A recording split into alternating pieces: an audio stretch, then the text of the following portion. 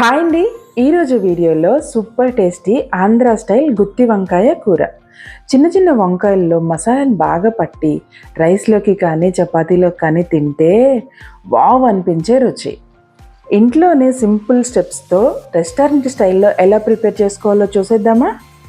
మసాలా కోసం స్టవ్ మీద ఒక ప్యాన్ పెట్టుకొని దాంట్లోకి 1 టేబుల్ స్పూన్ పల్లీలను యాడ్ చేశాను. ఇవి కొంచెం ఫ్రై అయిన తర్వాత ఇందులోకి 1 టేబుల్ స్పూన్ ధనియాలని కూడా యాడ్ చేశాను. ఇవి కూడా కొంచెం రోస్ట్ అయిన తర్వాత ఇందులోకి ఎండు కొబ్బరి ముక్కలు, అలాగే 1 ఇంచు దాల్చిన చెక్క, 2 లవంగాలు, 4 యాలకులు వేసి వీటిని కూడా ఫ్రై చేసుకోవాలి. అవి కొంచెం ఫ్రై అయిన తర్వాత 1 టేబుల్ స్పూన్ నువ్వులు కూడా యాడ్ చేసి అవి కూడా ఫ్రై అయిన తర్వాత స్టవ్ ఆఫ్ చేసుకొని 1/2 స్పూన్ గసగసాలని యాడ్ చేసుకోవాలి.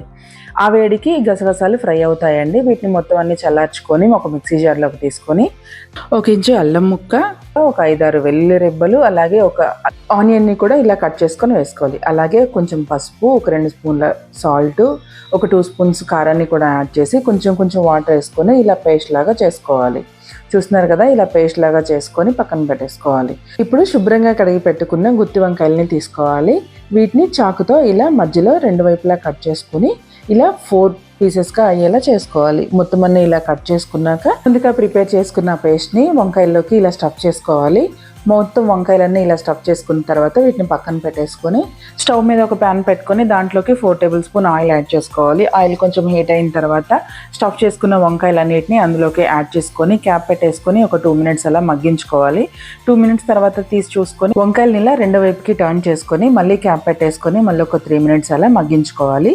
ఒకసారి క్యాప్ తీసి చూసుకుందాము. వంకాయలు అయితే మంచిగా మగ్గిపోయాయి. ఇప్పుడు వంకాయలోకి స్టఫ్ చేసుకున్న గ్రేవీ మిగిలిపోయింది కదండి, దాన్ని మొత్తాన్ని ఇందులోకి యాడ్ చేసుకోవాలి. ఇందులో కొంచెం వాటర్ కూడా యాడ్ చేసుకొని మొత్తం అంతా ఇలా కలిపేసుకొని మళ్ళీ క్యాప్ పెట్టేసుకొని ఒక 5 మినిట్స్ అలా సిమ్లో మగ్గించుకోవాలి.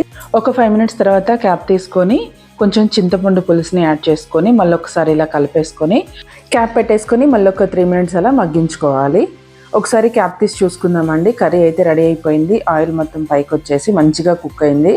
ఇందులోకి కొంచెం కసూరి మేతి యాడ్ చేసుకొని ఉంటే కొత్తిమీర కూడా యాడ్ చేసుకొని దీన్ని దింపేసుకొని సర్వింగ్ బౌల్లోకి తీసుకోవటమే. ఎంతో టేస్టీగా ఉండే గుత్తి వంకాయ కూర రెడీ అయిపోయింది.